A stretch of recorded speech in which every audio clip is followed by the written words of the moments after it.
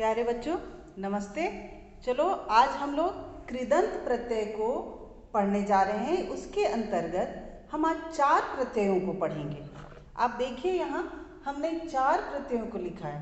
थोड़ा एक बार ध्यान दें, कृदंत प्रत्यय क्या होते हैं? वे प्रत्यय जो धातुओं के साथ प्रयोग में लाए जाते हैं, जिनका प्रयोग धातुओं के साथ होता है, वे कृदंत होते हैं। तो हमने इसके पहले वीडियो में बहुत सारे प्रत्ययों को पढ़ा है। आज हम लोग 4 प्रत्यय यहाँ पढ़ने जा रहे हैं। तव्यत, अनियर, क्षत्री और शानच। इन 4 प्रत्ययों को आज इस वीडियो में हम लोग देखेंगे कि इनका प्रयोग कैसे होता है, कहाँ लगता है ये, और लगने के बाद किस तरह से शब्द का निर्माण होता है। इन सब बातों पर हम लोग ध्यान देंगे, ठीक है। तो सबसे पहले हम लोग तव्यत और अनियर पर जा रहे हैं, ठीक है। तव्यत और अनियर। तो तव्यत और अनियर प्रत्यय को हम लोग देखें। हमने यहाँ लिखा है, देखिए, तव्यत और अनियर दोनों को हम लोग करीब करीब साथ में ही लेकर के चलते हैं, है ना। तो आप देखिए यहाँ तव्यत प्रत्यय जब भी किसी धातु में लगता है, जब भी किसी धातु में लगता है तो वहां तव्यत के इस त का, जो लास्ट में त है, अंत में त, इस त का लोप हो जाता है। लोप मतलब वो समाप्त हो जाता है, वो हट जाता है, और ये जो तव्य है ये रह जाता है, तव्य रह जाएगा, है ना।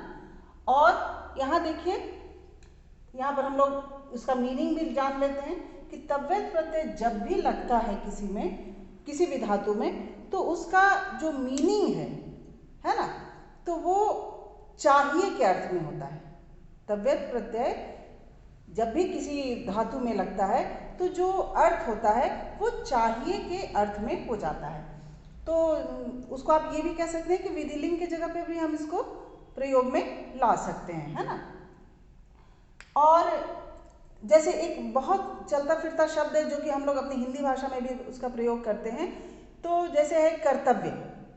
हम कहते हैं कि माता पिता की सेवा करना हमारा कर्तव्य है। तो इसका क्या मतलब है? इसका मतलब है कि हमें माता पिता की सेवा करनी चाहिए। तो ये जो कर्तव्य शब्द है, इसमें तव्यत प्रत्यय का प्रयोग हुआ है, ठीक है। इसमें इसी तव्यत प्रत्यय का प्रयोग हुआ है। इसका मतलब चाहे क्री मतलब करना, और क्री धातु है करना, उसमें तव्यत प्रत्यय लगा है, तो कर्तव्य का मतलब हो गया करना चाहिए, ठीक है।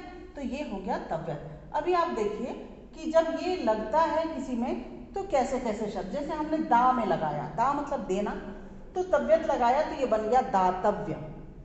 इसका ये त हट गया, ये तव्य हमने लगा दिया। और अगर पुल्लिंग में लिखते हैं तो दातव्य। अगर हमको स्त्रीलिंग में लिखना है तो हम क्या लिखेंगे? दातव्या। क्या लिखेंगे? दातव्या। अगर ये किस में होगा? स्त्रीलिंग में होगा, ठीक है। और अगर हमें लिखना है नपुंसक लिंग में तव्यत प्रत्यय लगा करके, तो नपुंसक लिंग में जब हमें लिखना है तो हम क्या लिखेंगे? दातव्यम। दातव्यम, फल की तरह, है ना। तो ये नपुंसक लिंग हो गया। सबका मतलब देना चाहिए, लेकिन प्रयोग अलग अलग जगहों पर होगा। दातव्य पुल्लिंग है, दातव्या स्त्रीलिंग है, और दातव्यम नपुंसक लिंग है। हम और भी धातुओं को देख लेते हैं, जैसे पठ। पठ में लगा तो ये पठितव्य बना, इसलिए बनता है ई की मात्रा, क्योंकि ये सेठ धातु के अंतर्गत आते हैं। तो आप यही बस जान लीजिए कि उसमें ई की मात्रा भी आ जाती है।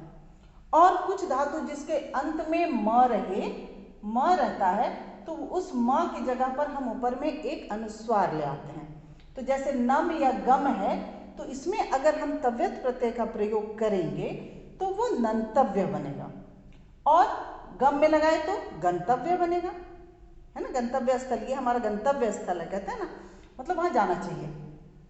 तो ये पुल्लिंग में है। अगर इसी को स्त्रीलिंग में बनाना होगा तो फिर हम इसमें आ की मात्रा लगा देंगे। अगर नपुंसक लिंग में बनाना होगा तो फिर हम म लगा देंगे, बस, और कुछ करना नहीं है। उसी तरह से लिख। लिख का हो गया लेखितव्य, है ना। लिख का क्या हो गया? लेखितव्य। हस में हसीतव्य। तो इस तरह से तव्यत प्रत्यय का प्रयोग जब हम करते हैं तो तव्य ही शेष बचता है, और उसका पुल्लिंग, स्त्रीलिंग और नपुंसक लिंग सभी में अलग अलग तरह के इसके प्रयोग होते हैं, ठीक है। एक बार और देखिए, जैसे दृश्य है तो दृश्य में द्रष्टव्य बना, इसलिए ट आ गया, ये ट आ गया क्योंकि यहाँ एक देखिए मूर्धन्य श है, तो इसका भी एक सूत्र है, तो उसके अनुसार यहाँ पर इस श के बाद जो मूर्धन्य श है तो उसके बाद हम लोग मूर्धा से ही प्रयोग करने वाले वर्ड को प्रयोग करते हैं, तो ये द्रष्टव्य बन गया। इसका मतलब है देखना चाहिए, है ना। ये उदाहरण द्रष्टव्य है, मतलब इसे देखना चाहिए, ठीक है। तो इस तरह से हम लोग देख रहे हैं कि तव्यत प्रत्यय में सिर्फ तव्य ही शेष बचता है ना, और त का लोप हो जाता है। अब हम लोग थोड़ा अनियर प्रत्यय की ओर आए। अनियर प्रत्यय, अनियर प्रत्यय जो है ये योग्य, कोई भी काम करने के योग्य, है ना, उस अर्थ में प्रयोग होता है अनियर प्रत्यय का। तो आप अभी देखिए कि अनियर प्रत्यय का जब हम प्रयोग करते हैं तो इसके इस र का लोप हो जाता है। जब धातुओं के साथ इसका प्रयोग होता है तो र का लोप हो जाता है ना, और सिर्फ अनिय बच जाता है। जैसे, और यहाँ देखिए उसका अर्थ भी योग्य हो जाएगा। जैसे पठनीय, ये पुस्तक पठनीय है, मतलब पढ़ने के योग्य है ना। तो पठ में अनियर लगाया गया तो क्या बन गया, पठनीय। इसका हलंत में अ लग गया तो ये पूरा ठ बन गया, और आगे नीय है तो पठनीय, ये हो गया पुल्लिंग, ठीक है। और अगर इसी का स्त्रीलिंग होगा तो क्या होगा, पठनीया। और इसी का अगर नपुंसक लिंग होगा तो क्या होगा, पठनीयम, ठीक है।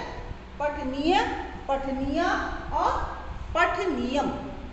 तो आगे हम देखें हस, ये बहुत आसान है, इसमें ज़्यादा कुछ करना नहीं होता है।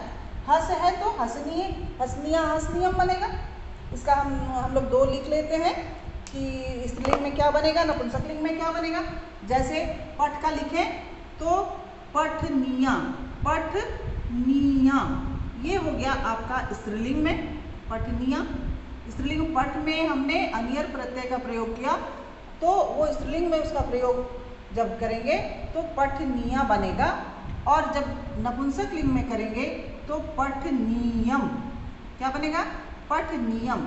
ये भी इसका मतलब ये पढ़ने योग्य, लेकिन ये नपुंसक लिंग है। इन सब इसका प्रयोग फल की तरह होगा, इसका लता की तरह होगा, ठीक है। तो ये था हमारा तव्यत और अनियर, है ना। तो तव्यत में क्या था कि अर्थ हो जाता है चाहिए, और तव्यत के अंत वाले जो त है, तहलंत, उसका लोप हो जाता है और तव्य ही शेष रह जाता है। और पुल्लिंग, स्त्रीलिंग, नपुंसक लिंग में अलग अलग तरह से बनते हैं, जैसे पठितव्य पुल्लिंग, पठितव्या स्त्रीलिंग और पठितव्यम नपुंसक लिंग में बनेगा। और अनियर प्रत्यय अगर कहें तो इसका अर्थ के योग्य हो जाता है, और इसका प्रयोग जब हम धातुओं के साथ करेंगे तो इस अनियर प्रत्यय का सिर्फ अनीय शेष बच जाता है। यहाँ भी अंत वाले र का लोप हो जाता है। तो पठ जोड़ अनियर अगर हम करते हैं, पठ धन भी बोलते हैं, पठ धन अनियर, तो ये बन गया पठनीय। इसको भी स्त्रीलिंग में अगर हम कहें तो पठनीया, और नपुंसक लिंग में कहें तो पठनीयम। वैसे ही हसनीय, हसनिया, हसनियम, भ्रमणीय, भ्रमणिया, भ्रमणियम, करणीय, क्री का कर हो गया, क्योंकि रूप तो करोति कुरुता चलता है ना। करणीय, करणीया, करणीयम। दृश्य का फिर दर्शनीय, दर्शनिया, दर्शनियम। इसका री जो है वो अर बन गया इधर में, है ना। तो दर्शनीय, दर्शनिया और दर्शनियम। तो इस तरह से तव्यत और अनियर प्रत्यय को आपने देखा। अब हम लोग आगे चलते हैं क्षत्रि और शानच, कि क्षत्रि और शानच प्रत्यय का प्रयोग कैसे होता है, इस पर हम लोग चले, है ना। तो आप ये जान लीजिए कि जब भी हम लोग पढ़ते हैं तो क्षत्रि और शानच करीब करीब एक ही साथ पढ़ते हैं, है ना। अब हम लोग किसको पढ़ने जा रहे हैं, क्षत्रि और शानच को। तो क्षत्रि का अगर हम देखें तो क्या है भाई, तो इसमें आप देखिए कि इसका प्रयोग जो है वो परस्मय पदी धातुओं के साथ होता है ना। परस्मय पदी, इसकी एक पहचान क्या है इसका प्रयोग में, कि ये परस्मय पदी, परस्मय पदी क्या होते हैं धातु, जो आप लोग तीता अंति याद करते हैं, जैसे पठती, पठता, तो ये परस्मय पदी हो गया। पठती, पठता, पठंती, ये सब जो है ना, तो ये क्या है, परस्मय पदी है। इस टाइप का, इस तरह का जो धातु, इस तरह के जो रूप चलते हैं, ऐसे रूप वाले, ऐसे रूप वाले धातुओं के साथ इसका प्रयोग होता है, क्षत्रि।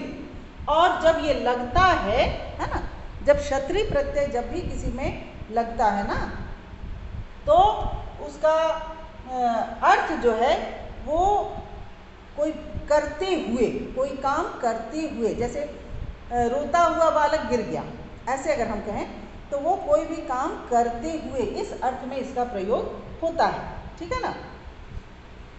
तो आप देखिए, अगर इसको हम प्रयोग करें तो इसमें एक अत आ जाता है, अत, है ना। जैसे अगर पठ का, पहले हम यहाँ ये लिख लें कि इसका अर्थ क्या हो जाता है। अर्थ में क्या होगा, करते हुए। इसका क्या मीनिंग होगा, करते हुए, कोई भी काम करते हुए, है ना। तो पठ में क्षत्रि लगा तो उसका मतलब हो जाएगा पढ़ते हुए, कोई भी कार्य करते हुए, ठीक है। तो पठ में अगर क्षत्रि लगा तो इसमें क्या बनता है, पठत। क्या बनेगा, पठत बनेगा। और ये लेकिन नपुंसकलिंग में हुआ। अब पठन जो है ये पुल्लिंग में है, पठन क्या है, पुल्लिंग में है।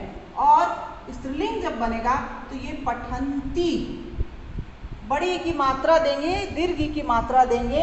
अगर हर्षी की मात्रा देंगे तब तो वो फिर पढ़ते पढ़ता पठंती, ये वाला पठंती हो जाएगा। वो पठंती नहीं लिखना है, यहाँ पठंती दीर्घ की मात्रा के साथ लिखना है। तो क्षत्रि प्रत्यय में हमने पठत, पठन और पठंती ऐसे बनाया, नपुंसकलिंग, पुल्लिंग और स्त्रीलिंग। और इसी तरह से और भी हम लोग जो भी धातु लेना चाहें उसको ले सकते हैं। जैसे लिख, लगने के बाद आसान रहता है, इसमें कुछ भी ज़्यादा नहीं करना है। तो लिख में अगर क्षत्रि लगा तो ये बस लिखत बन गया, अत आ गया, लिखत मतलब हो गया लिखते हुए।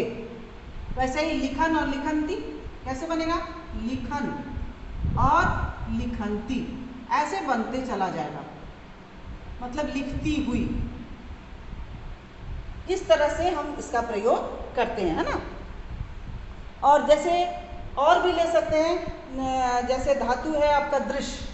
दृश्य को हम लोग जरूर देखें, दृश्य अक्सर पूछा जाता है। तो दृश्य में अगर क्षत्रि लगता है तो ये बनेगा पश्यन, क्योंकि इसका रूप पश्यति पश्यते चलता है। तो ये बनेगा अभी हम लोग इसको ले लें, नपुंसकलिंग को, पश्यत, फिर उसी तरह से पश्यन और पश्यंती। तो इस तरह से इसके पुल्लिंग, स्त्रीलिंग और नपुंसकलिंग के रूप बनते हैं। फिर इसके रूप भी चलते हैं। इसके रूप भी चलेंगे कैसे, तो पुल्लिंग जो होगा वो भवत पुल्लिंग के समान, और स्त्रीलिंग जो होगा वो भवत स्त्रीलिंग के समान चलेगा, और नपुंसकलिंग होगा वो जगत के समान चलेगा। तो इस तरह से इसके रूप भी चलते हैं आगे चलकर। बस ये ध्यान में रखना है कि इसका प्रयोग परस्मैपदी धातुओं में होगा, और उसके अर्थ में कोई भी कार्य करते हुए, पढ़ते हुए, हंसते हुए, लिखते हुए, रोते हुए, गाते हुए, दौड़ते हुए, कुछ ऐसा अर्थ होता है, तब हम उसका प्रयोग इसमें करते हैं क्षत्रि प्रत्यय में, ठीक है। अब हम लोग चलें शानच प्रत्यय की ओर, ठीक है। शानच, शानच प्रत्यय भी जिस धातु में लगता है उसमें भी जो अर्थ होता है वो भी कार्य करते हुए ही होता है। जब भी हम शानच प्रत्यय का प्रयोग करें, शानच, तो शानच भी जब होता है तो इसमें भी कोई भी कार्य करते हुए का ही प्रयोग होगा, ठीक है। लेकिन इसका प्रयोग, इसके प्रयोग में अंतर, फिर दोनों का मीनिंग एक है, तो अंतर क्या है, अंतर ये है कि क्षत्रि प्रत्यय का प्रयोग परस्मैपदी धातुओं में होगा और शानच प्रत्यय का प्रयोग आत्मनेपदी धातुओं के साथ होगा। तो इसका प्रयोग किसके साथ होगा, आत्मनेपदी। कैसे, आत्मनेपदी। आत्मनेपदी धातु कैसे होते हैं भाई, आत्मनेपदी धातुओं के साथ इसका प्रयोग होगा, ठीक है। तो आत्मनेपदी धातु कैसे होते हैं, जैसे सेव का हम चलाएं तो सेवते, सेवते, सेवेते, सेवते, सेवेते, सेवंते, ठीक है, और सेवंते। इस तरह से इसका रूप चलेगा, है ना। एते, सेवते, एते, है ना, यहाँ लगा हुआ एते, एते, अंते, इस तरह से जो रूप है वो आत्मनेपदी। जैसे इसमें बहुत सारे धातु होते हैं, सेव, लव, मूत, याच, शिक्ष, ये सब धातु क्या होते हैं? आत्मनेपदी होते हैं, उनके रूप इसी तरह से चलते हैं। अब शानच प्रत्यय का प्रयोग हम पठ लिख गम हस इसमें नहीं करेंगे, वहाँ पर क्षत्रिय प्रत्यय का ही प्रयोग करेंगे, ये ध्यान में रखना है। कोई भी कार्य करते हुए है तो वहाँ पर क्षत्रिय प्रत्यय का प्रयोग कहाँ होगा? परस्मैपदी धातुओं के साथ, और शानच प्रत्यय का प्रयोग आत्मनेपदी धातुओं के साथ होगा। अब आप देखिए यहाँ पर जैसे हम लोग लिखें सेव, ठीक है, सेव में हमने शानच लगा दिया, सेव धातु में शानच लगा दिया। सेव का मतलब होता है सेवा करना, तो यहाँ जब शानच लगाए हैं तो क्या बनेगा? सेवमाना। क्या बनता है? सेवमाना, माना लगा दिया है ना, सेवमाना, और ये हो गया पुल्लिंग। सेवमाना बना तो पुल्लिंग हो गया, और अगर स्त्रीलिंग होगा तो ये बनेगा सेवमाना, सेवमाना, और ये होगा स्त्रीलिंग। और अगर नपुंसकलिंग बनाना है तो उसी तरह से म लगा देंगे, सेवमानम, तो ये हो गया आपका नपुंसकलिंग। आप देखिए सेवमाना, सेवमाना, सेवमानम, इसको पहचानना बहुत आसान है। हम माना, माना, मानम कुछ ऐसा देखेंगे, अगर पहचानने के लिए है तो आप वहाँ पर सीधे लिख सकते हैं कि यहाँ पर शानच प्रत्यय का प्रयोग हुआ है ना। और भी कुछ धातु हम लिख सकते हैं, जैसे इसमें और भी हम लोग कुछ धातु लिख सकते हैं, जैसे हम लिख लें यहाँ पे लब, मुद, याच। देखिए लब, लब मतलब होता है प्राप्त करना। यहाँ भी शानच हमने अगर लगाया, शानच, ठीक है, तो यहाँ पर क्या बनेगा? लब माना, लब माना मतलब प्राप्त करते हुए, एक कंटिन्यूअस, अगर इंग्लिश में हम कहें कि प्रेजेंट कंटिन्यूअस की तरह ही इसका प्रयोग होता है, तो प्राप्त करते हुए इसका मतलब है। और फिर उसी तरह से अगर स्त्रीलिंग है तो लभमाना, नपुंसकलिंग है तो लभमानम, और याच, याच है और इसमें शानच लगा है तो याचमाना, याचमाना, याचमानम। शिक्ष मतलब सिखाना, शिक्ष, यहाँ भी शिक्ष माना, तो शिक्ष माना। इस तरह से हम लोग मानम, माना, मानम, और इसके भी रूप चलते हैं, ठीक है, इसके भी रूप चलते हैं। और एक बार फिर से हम लोग देख लें, हम लोग क्या क्या पढ़े हैं? तव्यत, अनियर, क्षत्रिय और शानच, ये 4 प्रत्यय हम लोग आज पढ़े हैं। तो तव्यत का अर्थ था चाहिए, और वहाँ पर तव्य शेष बचता था, लास्ट के त का लोप हो जाता था, और अनियर प्रत्यय जब पढ़ते हैं तो वहाँ अनिय शेष रह जाता है, इस र का लोप हो जाता है। क्षत्रिय प्रत्यय में अत आ जाता है, जैसे पठत नपुंसकलिंग में, और पुल्लिंग में फिर पठन, स्त्रीलिंग में पठंती, इस तरह से। और शानच प्रत्यय जब पढ़ते हैं तो इसका अर्थ भी क्षत्रिय की तरह ही होता है, कोई भी कार्य करते हुए, पढ़ते हुए, लिखते हुए, जाते हुए, इस तरह से होता है। और लेकिन अंतर क्या है कि क्षत्रिय प्रत्यय का प्रयोग परस्मैपदी धातुओं में होता है और शानच प्रत्यय का प्रयोग आत्मनेपदी धातुओं में होता है। तो आत्मनेपदी के अंतर्गत सेव, लव, मुद, याच, शिक्ष, ये सब जो धातुएं हैं जिनका रूप पठती की तरह नहीं चलता है, पठ की तरह नहीं चलता है ना, सेवते, सेवेते, सेवंते, इस तरह से चलता है, लभते, लभेते, लभंते, इस तरह से चलता है, उन धातुओं के साथ इसका प्रयोग होता है, आत्मनेपदी धातुओं के साथ। अर्थ तो क्षत्रिय और शानच का एक ही है। तो इस तरह से आपने आज 4 प्रत्यय पढ़े, तव्यत, अनियर, क्षत्रिय और शानच। तो इसको आप फिर से देखेंगे, वीडियो को बार बार देखेंगे और समझेंगे, और इसके प्रयोग भी हम लोग अगले वीडियो में सीखेंगे कि वाक्यों में इसका प्रयोग कैसे होता है। तो बच्चों, आशा करते हैं कि आपको ये सारा प्रत्यय समझ में आ गया होगा। तो अगले वीडियो के इंतज़ार में आप रहिए, हम अगला वीडियो फिर बनाते हैं। तब तक के लिए धन्यवाद।